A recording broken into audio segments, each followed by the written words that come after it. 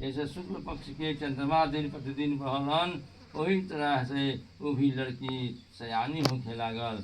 और जैसे नाम रहे कलावती, वो घर के भी सुंदर कार्य करत रहे, सब घर के गृहिणी रहे सुंदर, सब समय पर जौन बातौन सब तैयार कर देते रहे, पढ़े लिखे में भी अच्छा रहे। कहलन लीलावती कहत रही कि रुआ हे पति देव रुआ कहले रही कि लड़का चाहे लड़की कुछ संकल्प रही कथा के अतः बात चंचलाहट बा व्यापार में लड़की बुचिया के विवाहे में कथा सुन ली जाई। विवाह लड़की सयानी हो गई, विवाह भी ठीक हो गई, विवाह के दिन धरा गई और विवाह के दिन धरा गई, बारात भी आ गई। तब लीलावती कहत रही कि सत्यदेव भगवान की कथा के कहले रही रुआ कि विवाह में सुनल जाई। और विवाह में तो सब साधु बोलता हो बारात में 150 आदमी हन, हम अकेले बानी, पूजा करब आकि बारात के संभारब। ऐसे बाद में हमनी के कथा टालत मिलन, बाद में हमनी कथा सुन ली जाई। भगवान कहतनी बा भारी दुष्ट बास बार बार संकल्प करता है ना। हाँ शादी विवाह हो गई, कुछ दिन दामाद रहलन तो लोग तो बनिया रह जानू व्यापार करे वाला। पहले आजकल देखा रेलगाड़ी हवाई जहाज ना रहे, समुद्री की यात्रा रहे, समुद्र से नाव से जाते रहे लोग। तब व्यापार करे खातिर समसूर दामाद चलन जा सब धन संपत्ति ले करके रार में है लीलावती नहीं साधु नाम के बनिया और उनकर दामाद सदिया हो गए। उनकर लड़की के नाम रहे कलावती और उनकर औरत के नाम रहे लीलावती। व्यापार करे शाम हो गई, रात हो गई, चंद्रकेतु राजा के नगर में कहलन कि भाई अब लंगर डाल करके नाव खड़ा करके अब आराम कर जाओ। अब रहे भोजन के सामान खाओ करके और ये चंद्रकेतु राजा के राज में आराम करे लगन जा। उन्हें चंद्रकेतु राजा के यहाँ चोर पर लसन, सिपाही लोग के जानकार हो गई, जागरम हो गई चोर के, तो वो लोग चोर के पीछा कैलन। चोर जौन बात देखलन कि हमनी के जागरम हो गई, जितना सामान सोना चांदी गहना ले ले रहसन लेके सर्द ना भग रहसन। सिपाही भी उनकर पीछा कैलन जा और वही रास्ता से जा गईलसन जौना रास्ता से सुतल रहे लोग। देखलन कि अब पकड़ा जाए हमनी के, तो हुजे अपन गहना गुड़िया बिक के और चल दिलन जा चोर। आ सिपाही पीछे से अलन जा तो देखतन कि हिजे सब सामान रखल बा, जगौलन जा सुतल जगौलन जा कि चुरा करके सामान सब है सुतल बा जा। तो हमनी के बनिया हैं जा व्यापार करे खातिर जातन जा, हमनी के चोर ना हुई। तो प्रत्यक्षम किम प्रमाण, जब सामान चोरी के मिल गई तब कहत कि मानी ना, उन लोग के हथकड़ी लगा करके आ सिपाही जौन बा चंद्रकेतु राजा के यहाँ ले गया। चंद्रकेतु राजा कहलन कि ये लोग के जेल में डाल दो। ओहिजा जेल में वो लोग पड़ गए दोनों जना ससुर दामाद। आ एहिजा भी दिक्कत हो गई, जहाँ गांव रहे ओहिजा भी कोई अब सामान नहीं थे, सब सामान चोर चोरा के ले गए सन। एगो मतारी बेटी के खाए के अन्न के दाना ना रहे, तो दूसरा टोला महला में चौकावन बर्तन बर्तन मल के उसमें श्रम करके लोग अपन पालन के परिवार के अपन पेट पाले लगल। एक दिन के बाद कलावती जौन बा कहीं भिक्षा मने भेंट भरे खातिर कुछ मांगे गई टोला महला में। देखला से एगो पंडित जी यहाँ सब कोई हाथ जोड़ करके बैठल बा, वो बैठ गई, कथा वगैरह हो गई। तो पूछला कथा हो आए करे से ठहरी ना छोड़ दे, सही हवा लगता है अपन प्रयास कर ना छोड़ दी रहे दी। हाँ असही हवा लगता ठीक लगता। हाँ रहे दी कौन घाम कहाँ नहीं है ना बुझाइल, परेशान मत हो। चलिए अपन बैठिए सुन। एक बार बोलिए सत्यदेव भगवान की जय। बदली बा कोनो दिक्कत नहीं है। अब ऐजा जौन बा उ कहलस कि केकर कथा ह तो सतदेव भगवान के कथा ह। जे जौना मनोकामना से पूजा करला भगवान के उहे पूरा होखेला।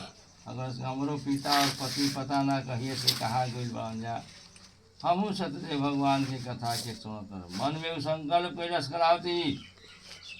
आ ओइजा चंद्रकेतु राजा के यहाँ स्वप्न भइल कि हे राजा, दूगो तौन बंदी के तू पकड़ले बड़ा, जेल में डलले बड़ा। उ बंदी ना हसन, दंडित करे जो के नहीं हसन, चोर ना हसन, बल्कि हमारा श्राप से ऐसन उनकी गति भइल बड़ी। ऐसे होत सवेरे उनके बाल बढ़ गई रहे। छौर कर्म करा करके नया वस्त्र दे करके जितना संपत्ति ले ले बड़ा, दुगुना संपत्ति दे करके विदाई करना है तो सब तहा राज पाट जौन बा भ्रष्ट हो जाई, नष्ट हो जाई। राजा उनके रात्रि खाली नींद ना लागल सपन देख करके। भाड़ा कह के उतारल जाला, छोड़ल ना जाला। हाँ, एक ये शिक्षा मिलता है कि कोई भी बात कहीं पूरा ओकरा के छोड़ी मत, है ना। और जौन बा छौर कर्म करा के दुगना धन दे करके विदाई करन कि हमरा से गलती जौन भइल होके सोना के क्षमा कर जा राजा। एक बाद वजह से चलन जा। भगवान कहने कि अब अहूँ यानी भक्ति आइल बा कि ना, थोड़ा परीक्षा कइल जा, है ना। वो बूढ़ा ब्राह्मण के रूप धारण करके वहाँ सामने यानी भिक्षाम देही, बचा कुछ भिक्षा दे दो। बताइए तो बहना और तबाह चले बा है। हमने भी क्या बाकी तारा के भिक्षा दी जा, बनिया है या धनिया चटपटाई लदले बन जा, क्या दी जाता है। भगवान कहते हैं ये मस्तु, अच्छा माने धनिया चटपटाई हो जाओ। अहिया तो सोना चांदी गहना गुड़िया लागल बा, है ना। और भी बन अब हल्का हो गल, नाव चलाए लगल। जब दामाद कहता है कि जराई कार हुआ कहनी, वहाँ के ब्राह्मण ना रही, वहाँ के भगवान रही, हमने के परीक्षा देवे खातिर आई रही। वहाँ तो भगवान अंतर ध्यान हो गई। अब जौन बात पाप हम पाप गरमा हम पाप आत्मा पाप संभव त्राहि माम पुंडरीकाक्ष सर्व पाप हरो भव। साधु नाम के बनिया कहता है कि हमने के पापी हैं जा, पाप में जन्म ले बन जा, दिन रात पाप करतन जा हमने के। हे भगवान हमरा से गलती हो गई, क्षमा के करी, अपराध के क्षमा करी, अपराध के क्षमा करी, है ना। बार बार प्रार्थना करतन जा तो भगवान केवल भाव के भूखाई। और फिर भगवान आगे नहीं कहने कि तू लोग हमरा के बार बार संकल्प करत रह जा, बुलावत रह जा। अब बार बार जौन बात हमारा कथा के व्रत के संकल्प के भुला जाता रह, ऐसे बड़ा भारी गलती हो गई बा, एक ही परिणाम बा कि अच्छा सरकार अब गलती ना हुई, हमने के क्षमा कल जाओ। भगवान कहने के एवं वस्तु आई कह करके वहाँ के अंतर ध्यान हो गए। नहीं अपन नाव लेके चलन जा गाँव में आप कुछ दूर पहलन जा तो लोग कहलन जा कि पहले ही लेखन घरवा में हमरा हुई धन संपत्ति ना, दूध के भेजलन जा कि जाके घरे कह दा कि हमने क्या बन जा। और जा देखलन कि लड़की और मातारी या बेटी दोनों हाथ जोड़ करके कथा के लोग श्रवण कर रहा बा लोग। वही समय में जाके दूत कहलन और दूत कह के चल दिलन। मतारी सुनलस तो कहलस कि बुचिया तनी कथा पंडित जी से सुन, हम जौन बा घूम के आवतनी। अब ओइजा से चल दिलस। ऐजा भी कहते पंडित जी तनी कथवा हालिए हाली करी जल्दी। पंडित जी बने कथा जल्दी से कह के हवन कैलन। आरती वह आरती दिखाई हमनी के आवते बन जाए तनी देख के घूमल के लगल है। आरती पंडित जी दिखाओ तनी हुआ लोग जाता लोग तो लोग के लौकते निकल जा आ उ लोग के बोलिए नहीं निकलत। उ लोग देखो तो जा लेकिन भगवान के श्राप से उ लोग के बोली नहीं निकलत। अंत में कलावती नाम के जो लड़की रहे खड़ाऊ लेकर के सती होके खातिर समुद्र में चल दस कि जब हमारा दिखाइए निकल जा पर तो हम जी के क्या करब। जब खड़ाऊ लेकर के सती होके खातिर चल दलस तो विष्णु भगवान अपन चतुर्भुज रूप धारण करके जौन बाबू जाए नहीं कर हाँ ऐसा कर तो लोग बार बार संकल्प करते रह जा कथा के आ तू प्रसाद छोड़ के आई रह जा। ऐसे ऐसा दिक्कत भइल बा, ऐसा कठिनाई भइल बा।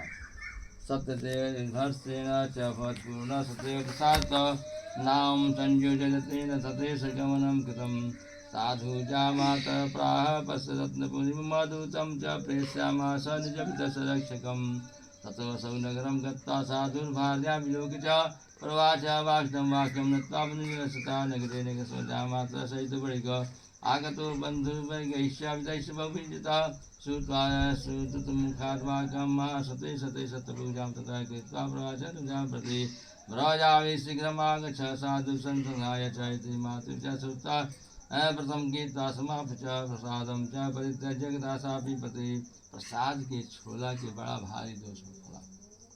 ऐसे कहीं कथा के सुनने के चाहिए तो प्रसाद ले लेने के चाहिए। फिर लोग गए लोग और जा फिर से कथा प्रारंभ भइल आ फिर जौन बा हवन वगैरह आरती फिर से पुनः भइल। एक बाद भगवान के संतुष्टि भइल आ एक बाद लोग संकल्प कर दिल कि हम हर पूर्णिमासी के सतदेव भगवान के कथा के श्रवण करब और शुरू लोग कर दिल। ऐसे सब मनोकामना के पूर्ण करके सुख शांति से हो करके अंत में वैकुंठ लोक में प्राप्त हो गया। एक बार बोलिए श्री कृष्ण भगवान की जय। सुत उवाच